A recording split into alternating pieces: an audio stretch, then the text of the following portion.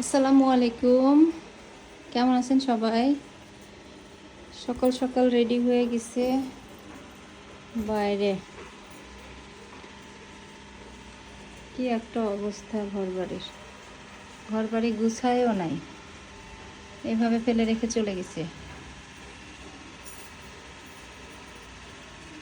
এখন আগে বিছনাটা গুছাই, তারপরে দুপুর হয়ে গেছে, রান্না বান্না তো কিছু করিনি, বাইরে থেকে খাবার নিয়ে আসছে। ঘরটা গুছাই।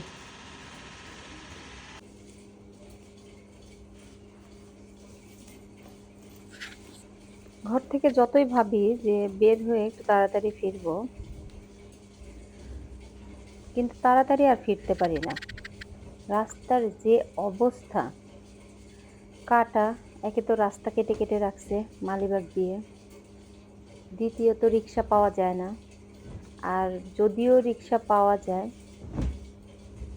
ভাড়া যদি হয় 50 টাকা, চায় 150 টাকা।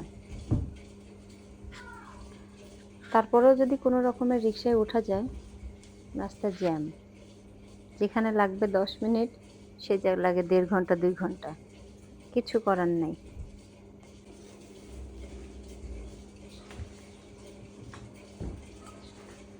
কাজ করে শেষই করা যায় না।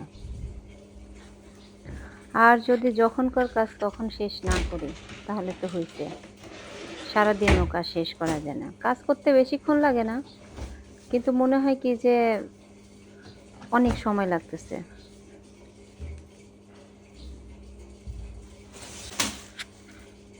ঘর বাড়ি গুছানো থাকলে মনটা এত শান্তি লাগে, দেখতেও ভালো লাগে ঘর বাড়ি গুছানো থাকলে।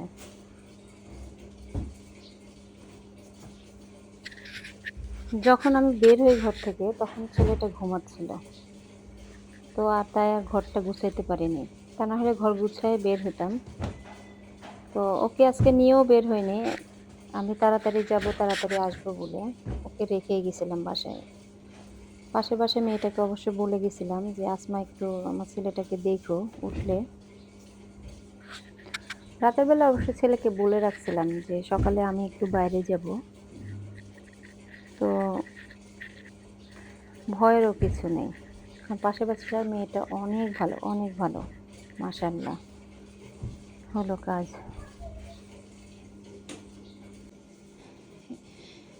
কাপড়গুলো একটু পরে গুছাবো।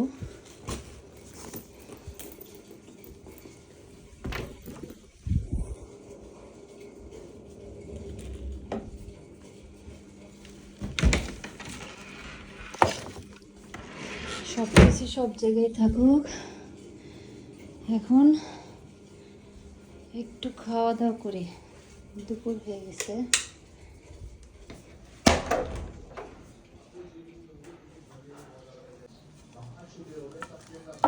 বাসায় আসার পথে খাবার নিয়ে আসছিলাম, একটু তেহারি নিয়ে আসছিলাম, আমার ছেলেটারও পছন্দ। আবার টুকিটাকি বাজারও নিয়ে আসছে, কিছু বিস্কিট, পেঁয়াজ, টুকিটাকি সংসারে যেগুলি লাগে এগুলি নিয়ে আসছে। যেগুলো ছিল না সেইগুলো নিয়ে আসছে। টেবিলটা গুছিয়ে তারপরে খেতে বসবো। একটু গোছানো থাকলে ভালো লাগবে দেখতে, খেতে বসলেও শান্তি লাগবে।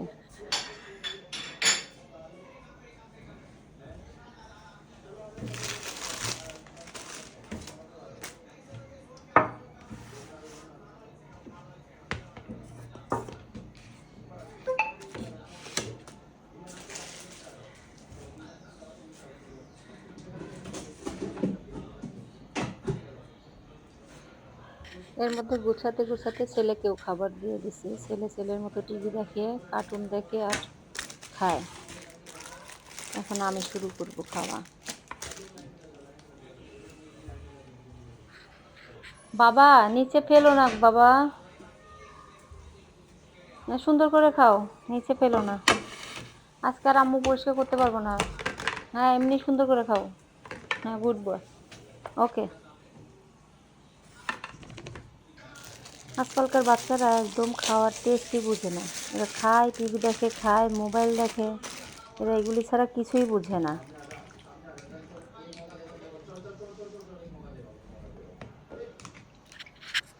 আমি আমার প্লেটটা গুছাই এখন। কেমন যেন একদম অস্থির লাগতেছে।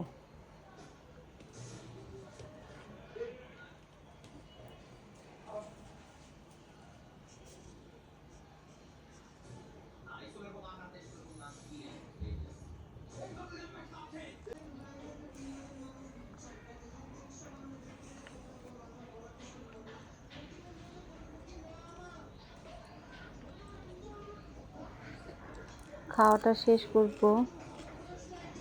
খেয়ে পরে সকালের কয়টা প্লেট আছে এখনকার হলো, আর ২-১টা গ্লাস আছে, এগুলো একটু ধুবো। ধুয়ে আবার একটু সেমাই রান্না করব।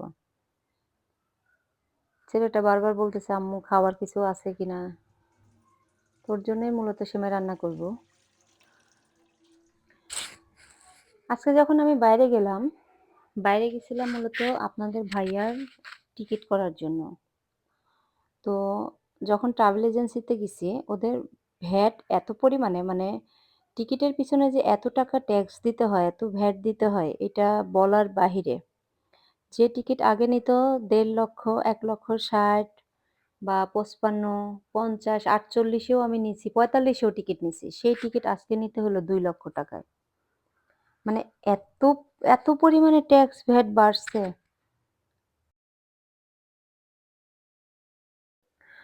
অথচ আ আমাদের আমরা যখন রেমিটেন্স তুলতে যাই, রেমিটেন্স কিন্তু আমরা এত বেশি দেয় না। কখনো ১৬ দিচ্ছে, কখনো ১৭ দেয়, কখনো ১৮। ১৮ তো আজকে ২ মাস ধরে আমি ১৮ ই তুলতেছি। ১১৮ করেই দেয়। এর বেশি তো দেয় না। কিন্তু আমাদের উপর দিয়ে সব দিক দিয়েই আমাদের উপরে জুলুম। আমরা টাকার দিক দিয়েও কম পাবো, আবার যখন টিকিট করতে যাব তখনও আমাদের বেশি দিতে হবে। কি যে একটা মুসিবতের মধ্যে আছি। মানে আমাদের কথা আসলে বলার মতো লোক নাই, শোনানোর মতোও লোক নাই। সবকিছুতেই আসলে আমরাই ফেঁসে যাই। আমরা সাধারণ পাবলিকরাই ফেঁসে যাই। যেহেতু এদেশের মানুষ, এদেশের নিয়মেই চলতে হবে। তাতে করে আমাদের মাথায় বাড়ি পড়ুক আর গলা কাটুক। এভাবে আমাদেরকে চলতে হবে। এভাবে চলেও আসতেছি। কিচ্ছু করার নেই। যাই হোক, এ বিষয়ে কথা বলে আর লাভ নেই আমাদের। আমাদের এট লিস্ট লাভ নেই। এখানে সেমাইয়ের জন্য দুধ গরম করছি। দুধটা ভালো মতো ফুটানো হয়ে গেছে, কমেও গেছে। এখন একটু সেঁকে নেব। কারণ এলাচগুলো একটু থেতো করে দিছি তো, বিচিগুলো, এলাচের বিচিগুলো নিচে পড়ে গেছে। না ছেঁকে দিলে পুরা দাঁতের নিচে পড়বে। আর দাঁতের নিচে পড়লে খায় একদম বাজে একটা স্মেল লাগবে। আমার ছেলে তো মুখেও দিবে না তাহলে আর। আমি লাচ্ছা সেমাইটা এভাবেই রান্না করি। কে কীভাবে রান্না করে আমি জানি না। আমি এইভাবেই রান্না করি। দুধটাকে ছেঁকে তারপরে সেমাইটা দিয়ে দিব।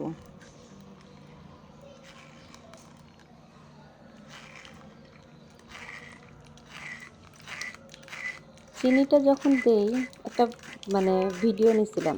কিন্তু ভিডিওটা মনে হয় যে হয় নাই, রেকর্ড হয় নাই। যাই হোক, এখন সেমাইগুলা দিয়ে দিব। আর যে যেখান থেকে আমার ভিডিওটা দেখছেন, আমি আশা করি আপনারা আমাকে সাবস্ক্রাইব করবেন। আমি যেহেতু নতুন, সেহেতু আমার অনেক কিছুতে ভুল হয়, কথা বলাতে ভুল হয়, অনেক কিছু গুছায় বলতে পারি না। সবাই ক্ষমা সুন্দর দৃষ্টিতে দেখবেন আর পাশে থাকবেন প্লিজ। সবাই আমাদের জন্য দোয়া করবেন, আমরা যেন ভালো থাকি, সুস্থ থাকি। আমিও আপনাদের জন্য দোয়া করব। সবাই আপনারা ভালো থাকেন, সুস্থ থাকেন।